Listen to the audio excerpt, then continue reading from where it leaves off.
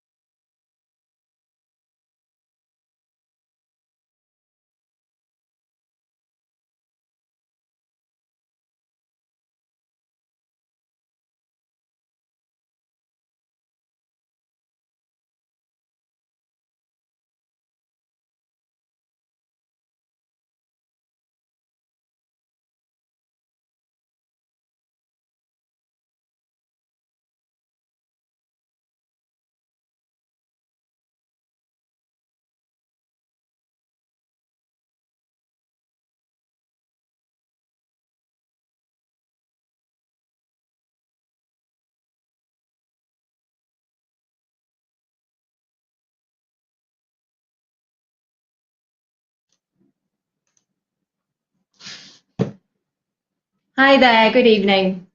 My name is Alex Purcell. And I'm Mark Meredith. And we are teacher trainers for Cambridge University Press.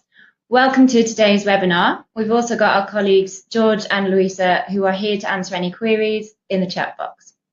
So today is the first of our webinar series looking at building connections across the different skills. Great to see a lot of you here today and very much looking forward to meeting you all at the APPI conference in May. So we're going to turn the camera off now so you can see the presentation better, and we'll see you at the end. So let's have a look at what we're going to be looking at today. First of all, what is listening? Then we'll look at some listening considerations, things to take into account when thinking about teaching listening. How can we get more out of listening? How can we exploit listening tasks in the classroom? Then we'll be moving on to a summary of the session and finishing off with a reflection. Okay, so let's have a think about why do we teach listening? Well, listening is a big part of the time that we spend learning. We spend a vast majority of time listening to English, teacher talk, peer talk. When we finish school, we use it mostly for communicating orally, but also we use it to sound out written work, such as emails. It provides access to lots of language input, conversations, music, TV. Through listening, we get access to lots of our language input, which helps us develop our language learning. It's also essential for oral communication. If we can't listen accurately, we can't respond to communication, which means we're missing out on legitimate language practice. In summary, all the language skills are connected to one another, and in particular, listening and speaking skills are the ones that should always be kept in coordination with each other. So what do we listen to? Have a think now about all the things that you've listened to in the last 24 hours. And we'd like you to write at least 2 things in the chat box. Okay, so for example, you might have listened to a WhatsApp voice message. Maybe you listened to the news at lunchtime. You could just type your answers in the chat box.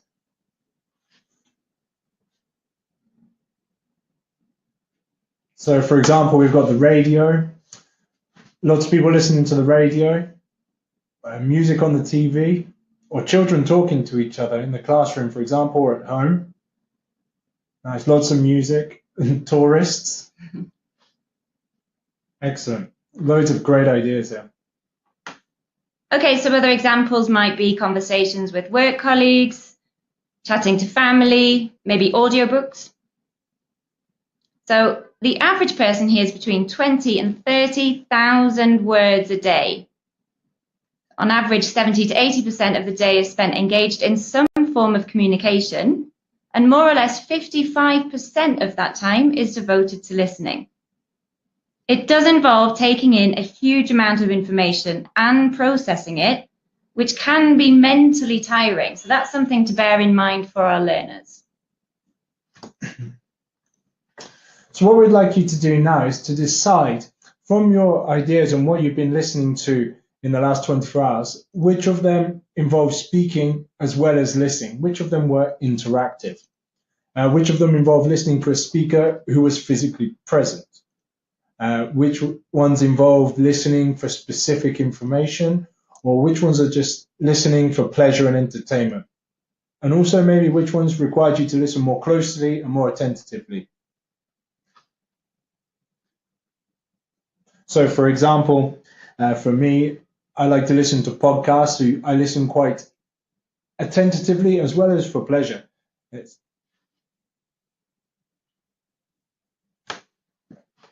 So what we can see with these examples is that they require different levels of demand and skill when we do a listening. So we're going to show you a quick list. And what we would like you to do is to choose which is the most and which is the least challenging from a language learner. So for example, myself, I find it very, very hard to speak on the phone. Okay, so if you could let us know in the chat box which of these you find you think is most challenging for a learner, and which one is the easiest for a learner?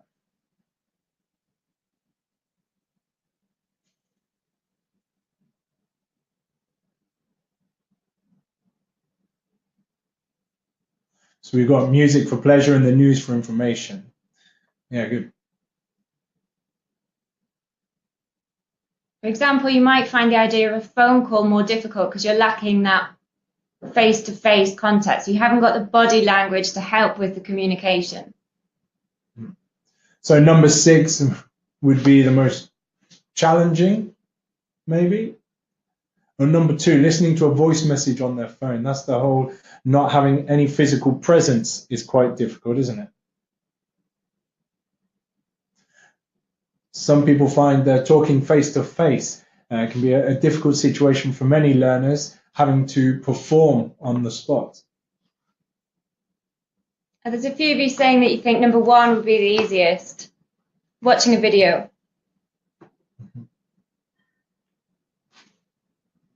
So what these are, all these situations, they're all different factors that could make listening more difficult. There's with a lack of visual reinforcement, we can find it more challenging because there's no body language or no link for the listening. It can be quite abstract. The inability to interact also, to get feedback direct from whatever we're listening to. The inability to control the rate of input. For example, when you're watching a YouTube video, you can pause, go back and go forward so you can sort of rehear what you need to hear. You can't do that in a conversation face to face. The pressure to speak, which might be interfering with listening when you're thinking about what you're going to say next.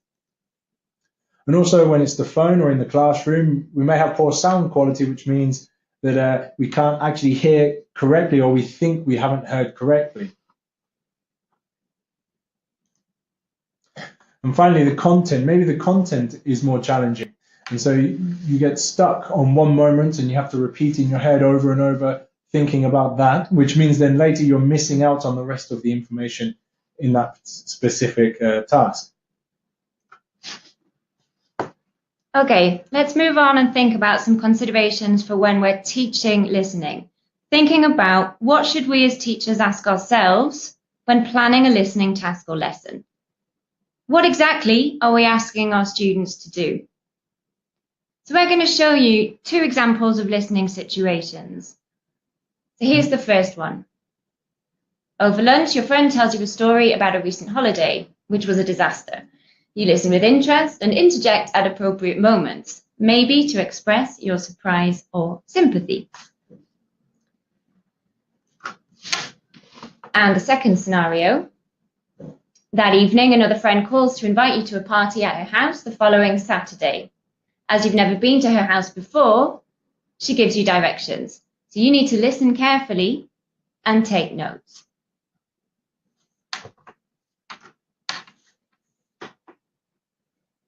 So this is what skilled listeners do. They listen, they simultaneously engage in both top-down and bottom-up processing skills, using both types of skills to construct meaning. So we've got top-down processing, which involves using prior knowledge to do things like predict, use context clues, and listen for the main idea.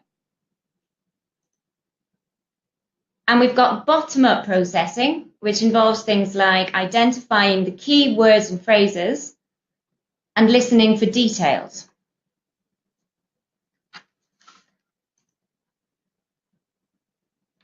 Okay, so going back to the 2 listening scenarios which we gave you, which one requires more bottom-up and which one requires more top-down? If you could just put your answers in the chat box, that would be great.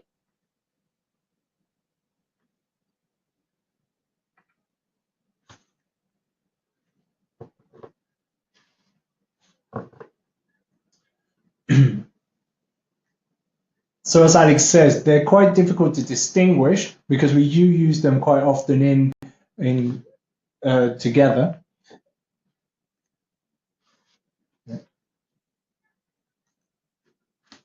But in this case, we could say that the first scenario is more top-down and the second bottom-up. But yes, as Marcus just said, bottom-up and top-down processing operate together more often than not. And this can make it difficult to distinguish one from another.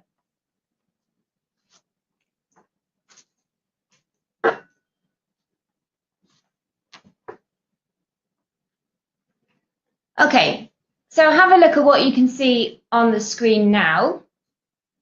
Have a think about which ones you think are top-down and which ones are bottom-up. And in the chat box, if you could write the letters for the ones that you think are top-down. We'll give you a minute or so for that.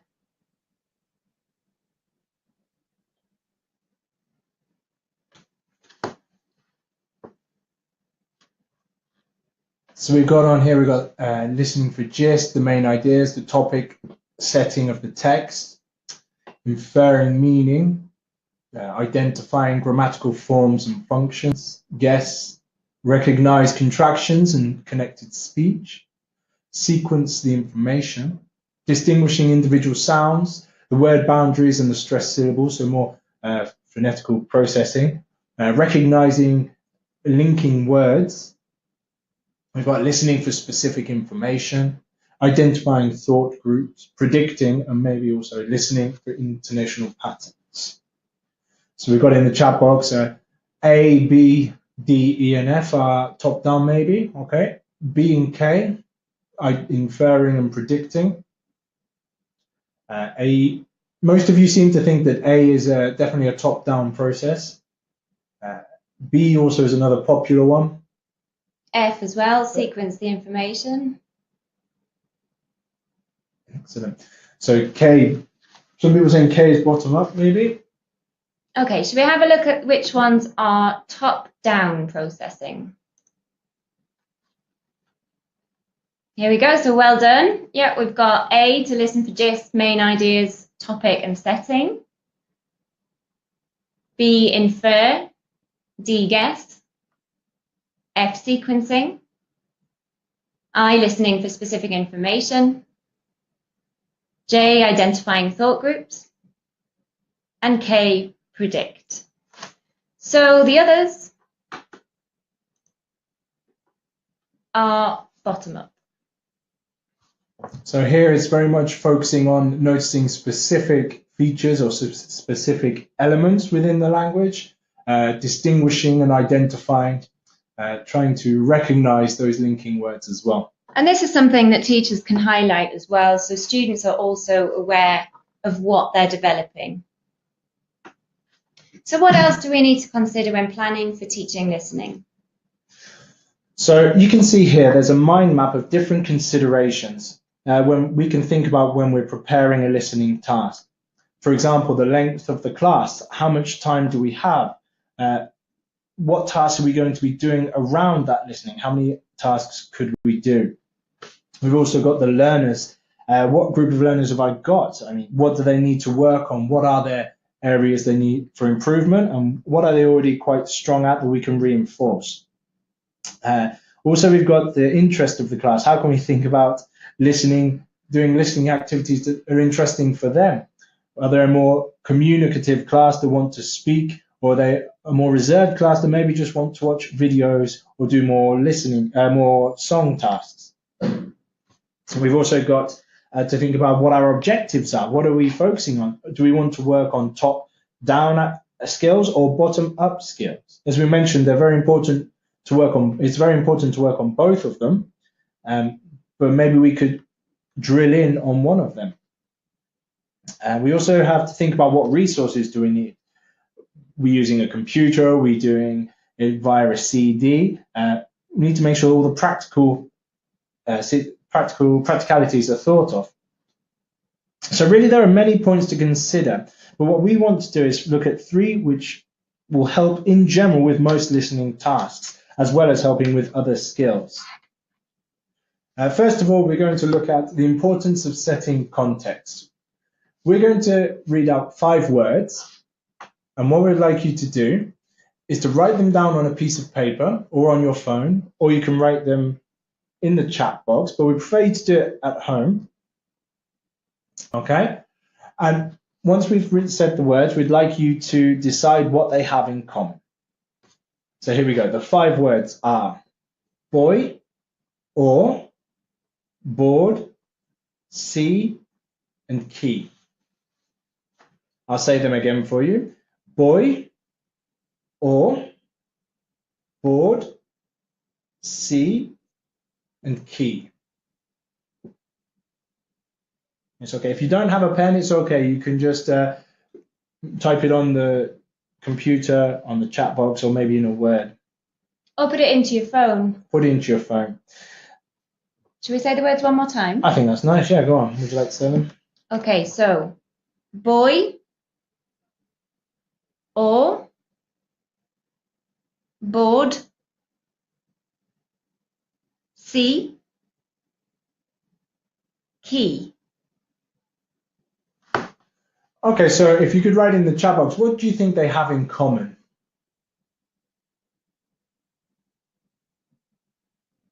Key for schools. Key for schools. They're all exam related? No, I don't think they are they? Diphthong, similar sounds, nice. One syllable. Okay, good. What they actually have in common is they are all nautically related. So we've got boy, or, board, see, key. So as you can see, that's a really challenging task if we don't have context, because we're more typically going to lean towards the more common words, such as a child, boy, one or the other, or a board, as in a piece of board, or maybe bored, I feel bored. I am bored, to see, and obviously a key to unlock, or a key to take in an exam. So these are, as was mentioned in the chat box, they're all homophones, but they're very hard to distinguish without context. So then what we want to do is, by providing context, we can allow learners to participate more easily, because it provides access to the language that they're going to be encountering. Also, by providing context, without context, for learning, they're simply memorizing words which are unlikely then to be used due to a lack of context. Obviously, if we just learn a random set of words, it's very difficult to remember. But again, in a context, we're able to draw upon that information. Also, it brings the language into the real world. Context enables us to provide a form of real life scenarios. I mean, no classroom activity is going to be true real life, but if it's within a context, then the language is going to be very much related to real life. And finally, we've also got it gives the learner something relevant. If the language that they're encountering is more relevant to them, it may be more motivating, therefore they're more likely to remember. So when we're setting context, we can think about different activities we can do before a listening, in the pre-listening stage. For example, predicting. Okay, we can enlarge the headings and images from a text and use them to generate ideas, get them to predict what they're going to hear. We can create mind maps on the topic, get them to put down all their knowledge, like a brain dump, get them to put as much down as they can. And also we could maybe play the first short snippet and then get them to think about what they're going to hear, what they think they might hear. Another idea might be just putting up the key words from that specific listening, highlighting words that might be difficult, which may cause some difficulties for the learners while they're doing their listening. And we could also do that, as we did earlier, by creating a word cloud. There's many websites you can use to create these. You can copy out your script and paste it in, and it will take out the most popular words or the most frequent words and put them in big. It's another way to interact with that listening task. Yeah, it's a nice way of introducing topics as well. And also maybe after listening, for example, if you ask your learners to paste the transcript into a word cloud generator, it's a nice way of them having a record of the language, of the key vocabulary as well. Okay, so what about when doing a listening? What can we do to help develop listening skills in the and thinking about controlled activities? So here we've got some suggestions. So listening for the first time. So I'm sure you're familiar with this, but when using an audio, what we can do is to play it twice and ask the learners to do different things. So we might ask them to listen for general meaning, ask them a gist question, and or take notes about what they hear the first time. You can introduce some study skills here as well, actually, because note taking and then things like noticing intonation, you could ask learners to draw a picture of words, highlight differences. They could skim read the questions before. So there's lots of things that we can ask them to do. Another good thing to do between listenings is to give them some breathing space. As we said before, listening is very demanding, and even more so in a foreign language. So it's a good idea to allow the learners a bit of time between listenings to think, to share, and then also to reflect on what they heard with a partner. Then when you play the listening for the second time, this might be the better moment to introduce more cognitively demanding tasks, to give the learners more challenge after they've had the support of the first listening and then a bit of time between the first and the second.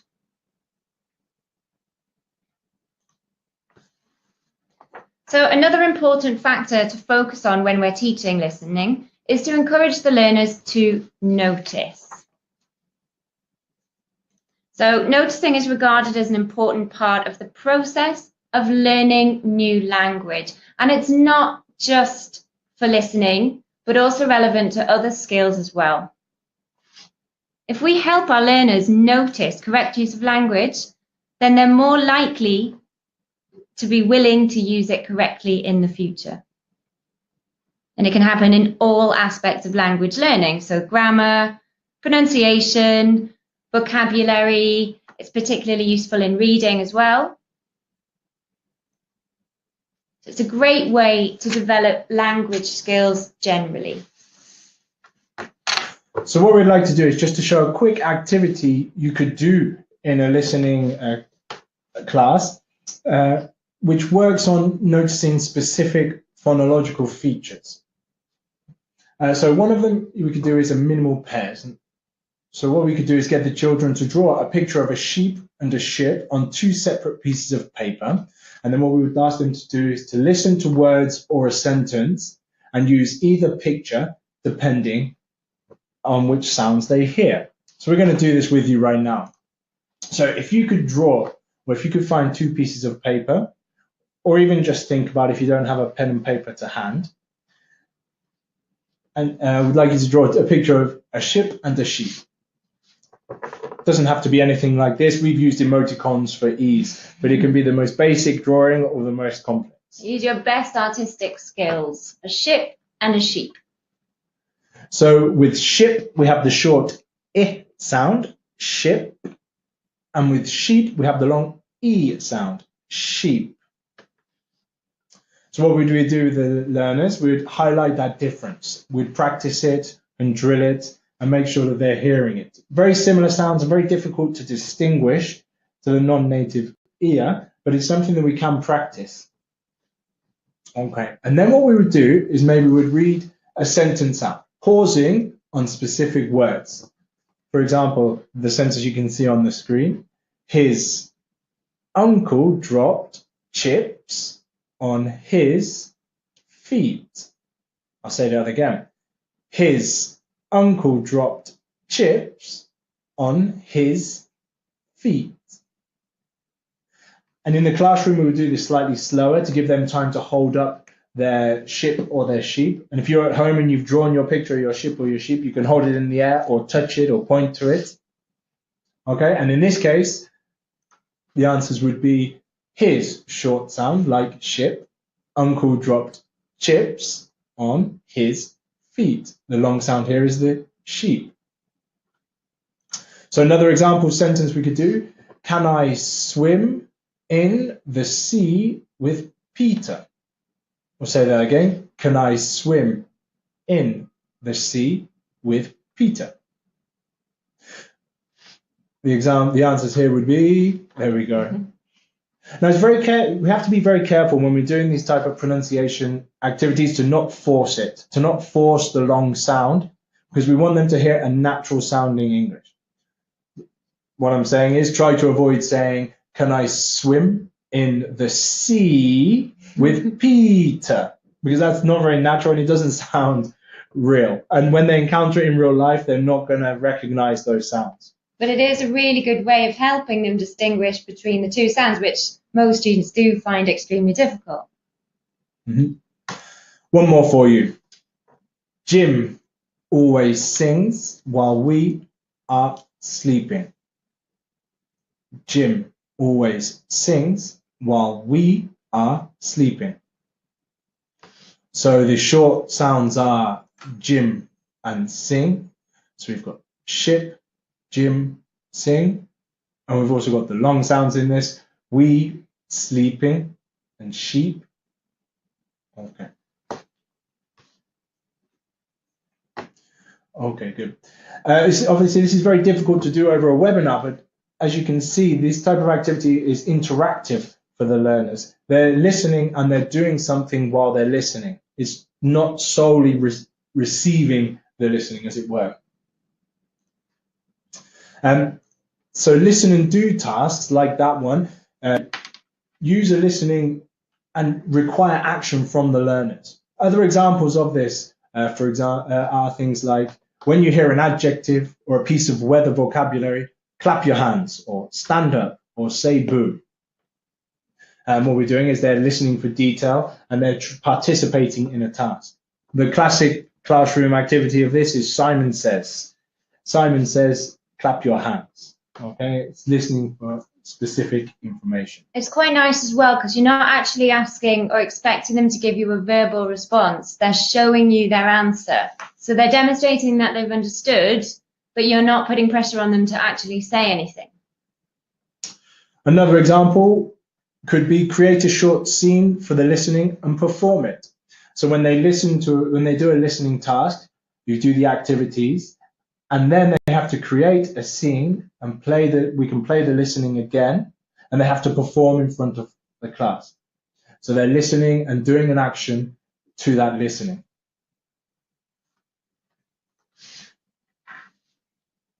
So listening is also a springboard to other types of activities. It can be a platform to develop other language learning skills. We mentioned speaking before. We've also got reading. So we're going to be seeing across this webinar series of how all the skills are very much interconnected. So another option is to use group listening to work on collaborative skills and encourage our students to work together. And through listening, there are also plenty of opportunities that we can take to help learners work on their study skills. So we're going to have a look at some secondary activities now.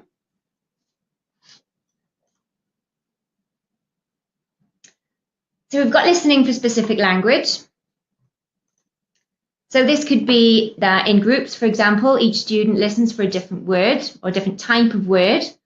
So maybe one student is responsible for listening out for verbs, another student is responsible for listening out for nouns or adjectives or adverbs, etc. And then together they have to collaborate to reconstruct the whole passage. Another suggestion is to take away part of the tape script. I think working with the tape scripts can be extremely useful. There's lots of things we can do to exploit it. So take away part of the tape script, and then the learners have to read and listen, and then complete it.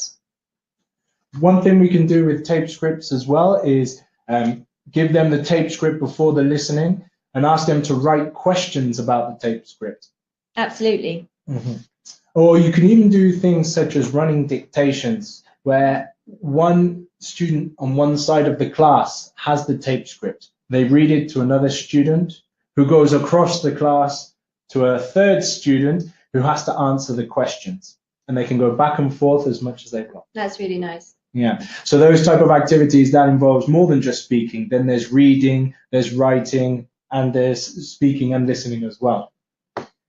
Yes, earlier we mentioned note taking, which is a really important study skill that learners need, and something which we can help support them in. So one thing we can do is encourage them to listen, but instead of just listening, to take notes while they listen.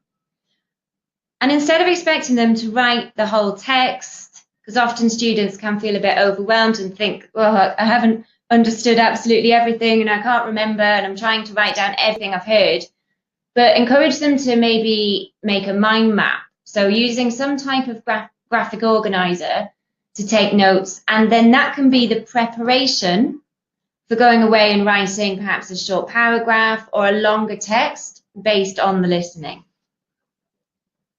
So we've got an example of a mind map. So these are really useful because they provide a way of recording information from a listening so that then the learners can review their understanding. It's also really useful to encourage them to use this type of graphic organizer in other skills areas, for example, planning before starting a writing. And it also provides an opportunity for them to then use this recorded knowledge for a further task. So that might be a written summary, or it could even be as a basis for a discussion with other classmates.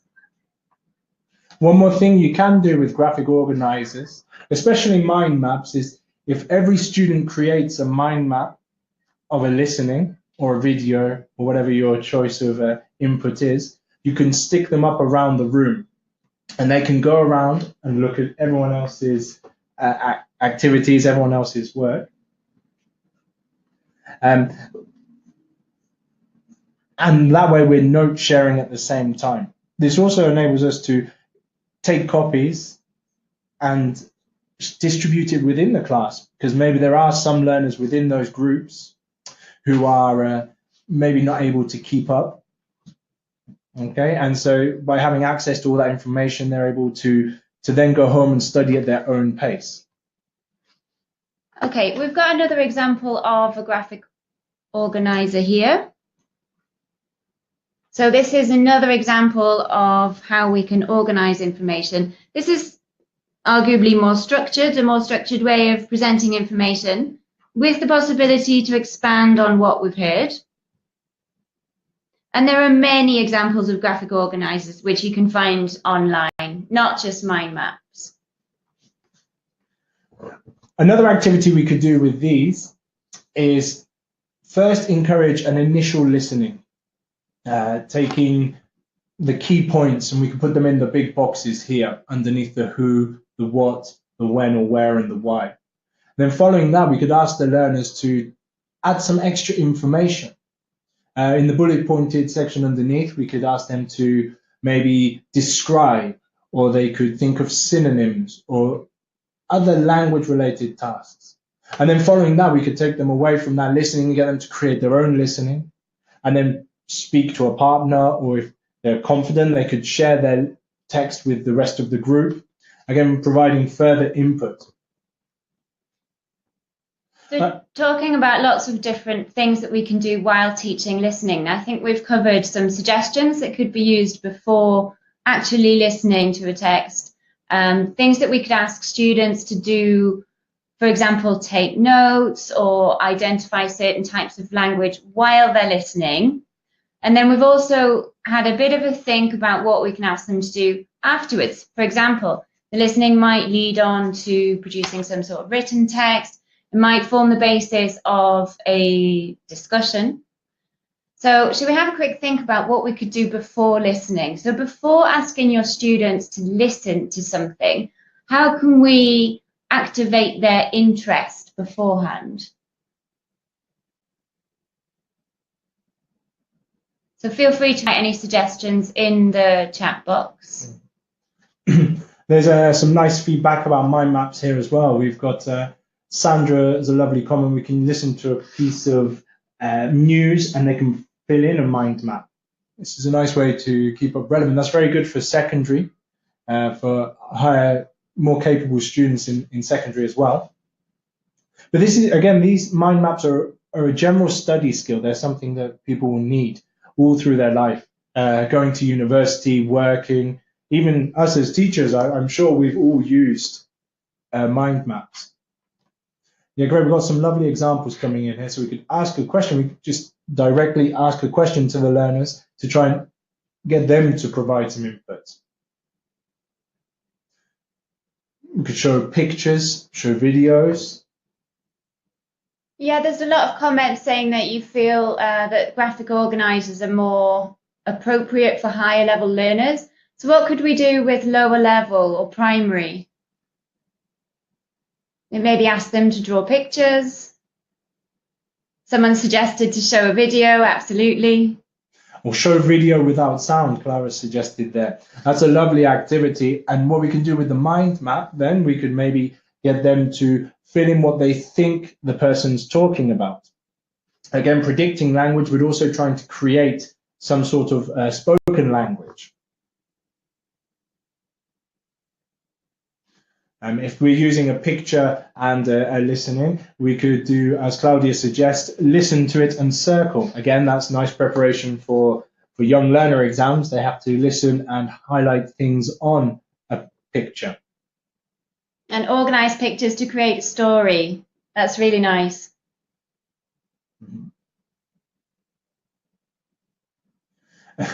In a previous webinar, it seems that George taught you to use emojis. Emojis are such a lovely tool to use in the classroom. There are so many things you can do. You can get learners to create emoji stories, for example, right? And then they share their emoji stories with other members of the class, and they have to try and work out what that story is about, and then they can retell that story. Yeah, for example, if you've got a listening about daily routine, one thing I really like to do is beforehand, to activate interest in the topic, is to ask students to write their daily routine or what they've done in a day, but only by using emojis.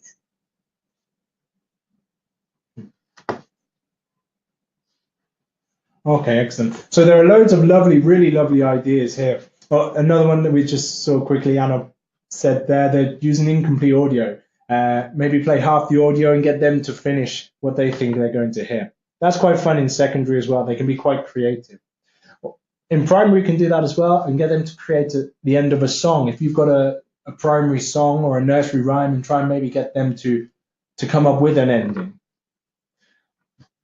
Anyway, so what we'd like to do before we finish today is summarize what we've spoken about. And any comments or things that you'd like to say, please feel free to put them in the chat box. It's great to get your feedback. So first of all, what types of listening will our learners experience? At the start of the session, we looked at the different types of listening activities that our learners might encounter, and also how they may provide a challenge for the learners. If you remember, we asked you to share what you had done in the past 24 hours. We saw such a wide range of different situations that required different listening skills. And that's something that we really need to take into consideration for our learners, for their life, for their development. We want to make sure that they have as much exposure and experience with different listening tasks. So some of the, let's say, easier types of listening that was suggested earlier on were things like listening to a song. And then, for example, some more difficult activities were phone calls in a different language. Another one we moved on and we looked at allowing time for learners to process between listening tasks. This is especially important in a second language, that it can be a really challenging and also intimidating prospect of having to listen when you're not 100% confident. So that little break gives our learners time to process the information, to ask questions to each other, to ask questions to us as the teachers, to help reinforce their understanding. And again, when they see that other learners are in a similar situation, that relaxes them and it can help build their confidence as well.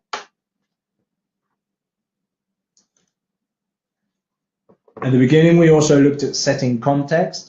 That was the nautical themed words. Now, again, context is such a valuable part of the listening process. We need to be sure that we're making the listening accessible, and that counts for everything. We need to set context in a reading or writing task as well.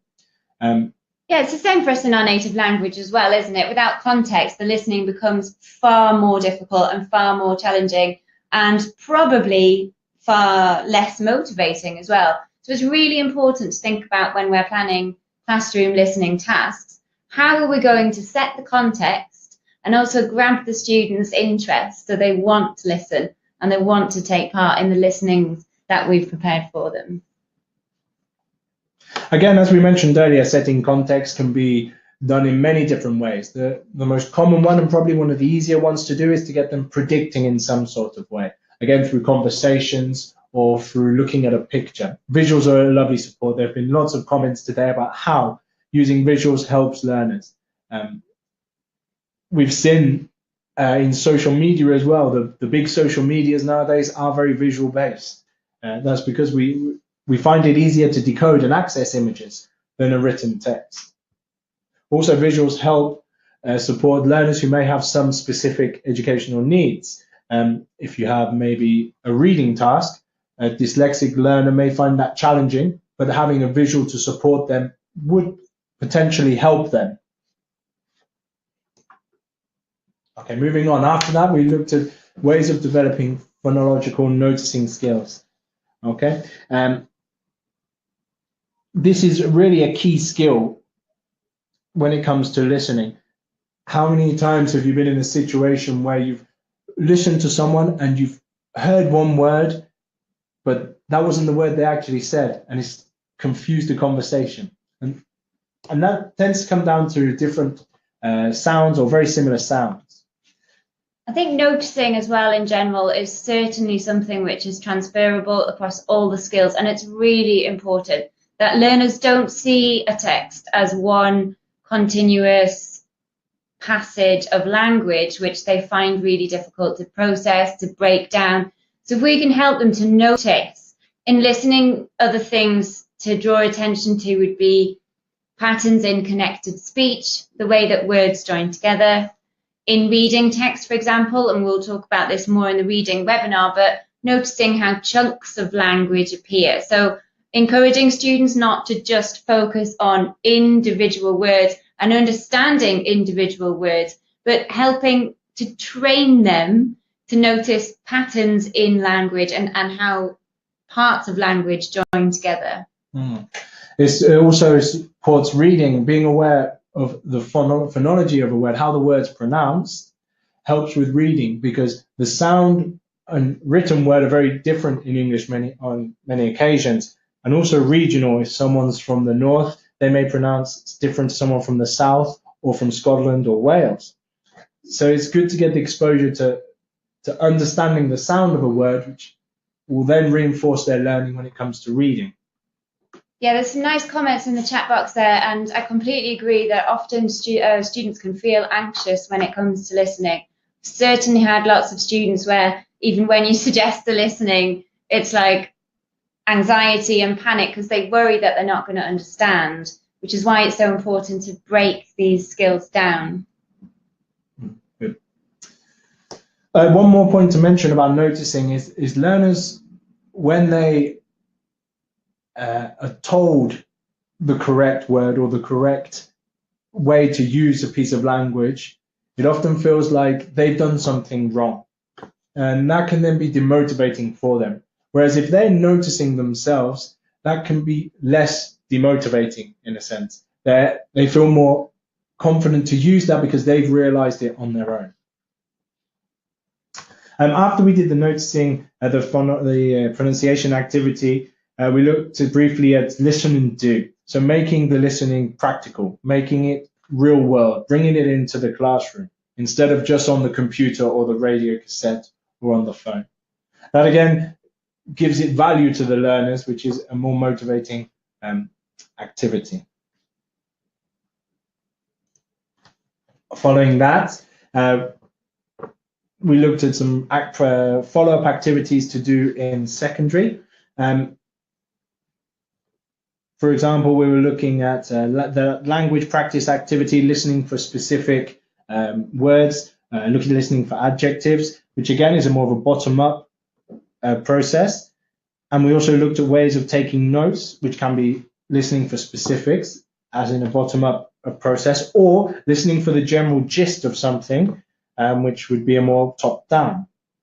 And those activities can then move on into a written task.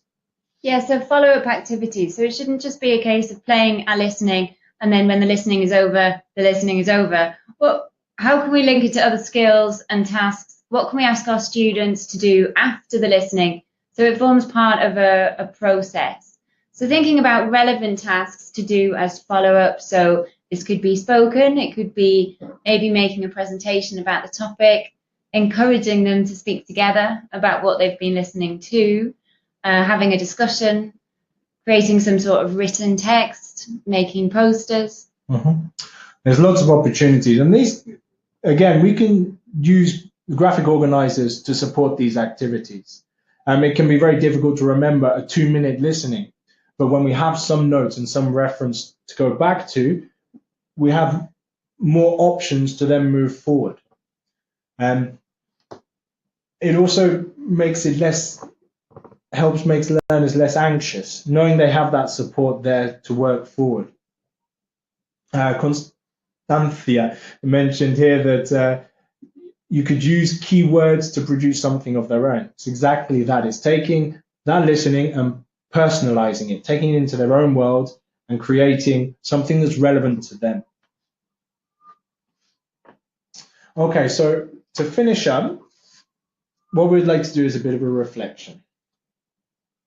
Okay, so if you have a notebook to hand, maybe the same paper that you have your ship and sheep on, we'd like you to draw 6 boxes like this. So it's 3 at the top, 2 in the middle, and 1 at the bottom. Okay, so this is a chance now for you to reflect on what we've looked at in the session and just think about what you found useful, any ideas that you've taken from it and what you think you could use or adapt in your classes. And there may also be lots of things that you'd like to go and find out more about. Okay. So the first thing, the 3 boxes at the top there, we'd like you to think about the following. Things that you've seen today, things that you've seen in the session today, and you can just make a note in the 3 boxes at the top there.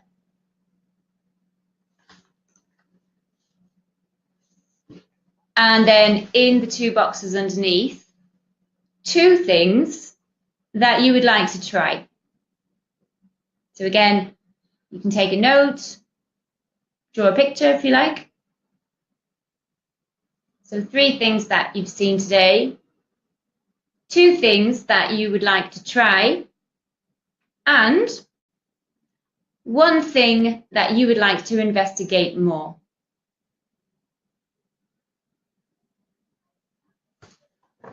Okay, so this is an example of a reflection activity. Please do complete this activity and share in the comments box anything that you feel comfortable sharing. It's very important that after a lesson that we do spend a few minutes to reflect on what we've done. That can often help us realize what we've seen. It can also help us create notes and also encourage autonomy in our learners. With questions like the third one here, 1 thing that you would like to investigate more. That's putting the power of learning in the hands of the learner. That means that they then have the chance to go and find out something that interests them. So an example we have here is Maria would like to try something similar to the ship and sheep. There are lots of these minimal pair activities that you can find online or in many books. For example, you can do stepping stones as well, where the children draw the pictures and put them on the floor, and they have to jump onto the sound instead of holding it in the air. There's lots of ways to make that really interactive. Context is coming up as well. the listening organizers, the brainstorms and the graphic organizers. The phonetic activity is great. It does, you're right, it helps give feedback to the teacher as well. I think reflection is great to help the students realise it helps them become more autonomous as well, and that a lot of the learning process in terms of goals that they set has to come from them as well. It's not just the teacher telling them what to do, but really encourages them to think, okay, this is what I've learned, and this is what I would like to learn. This is what I want to find out more about. I think by asking students to reflect on what they've actually done in a lesson as well helps them think about the types of activities that they feel comfortable with and the types of activities that work better for them. Collaborative listening. Yeah, collaboration is really important. That's definitely a skill that learners need across the board nowadays. Yeah, and I think in traditional listening classroom activities, I think this is part of the reason students can often feel anxious, because they see it as the teacher's going to play a listening and I'm on my own and I have to listen to the questions and get them all right. So if we as teachers can find ways to make the listening experience more collaborative and interactive, it's going to be more motivating. Mm-hmm. Anna mentioned that she'd like to investigate more about how to make listening a less anxious activity for her learners. And there's definitely something that we should all be looking into, I think, how to make listening a more accessible activity. Because as we saw earlier on, it is one of the key inputs for our language learning. And again, it's all about time. It's about allowing the learners to listen as many times as they need until they have the confidence. And building up that confidence slowly is the only way to do it effectively, I think. TPR for young learners, total physical response, is very important. Yes, completely agree.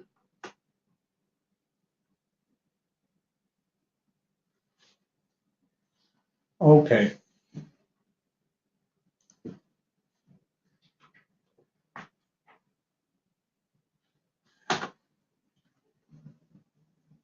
Okay, so what we would like to do is just go through a few more of the comments with you before we finish up, okay? Top down, bottom up, because some of the things we've seen today. Again, just taking that into consideration, it can help us to create activities or sessions which are much more beneficial for our learners. Thinking about all those different contexts and then putting it into a new context, it really is a way to develop a more rounded learner in terms of, as we mentioned earlier, the reading as well as writing, thinking about the specific details of a written activity as well as the general context. When we drill in on a writing and think about what we're actually putting down, we often see little details. I mean, it happens to everyone at work. When you're writing an email, you read it again. And many people will sound it out. They'll speak out the email or speak out their writing just to hear how it sounds. And you often see lots of little mistakes in what you've written. And that's because it doesn't sound right to you. Again, that's you listening to it to yourself.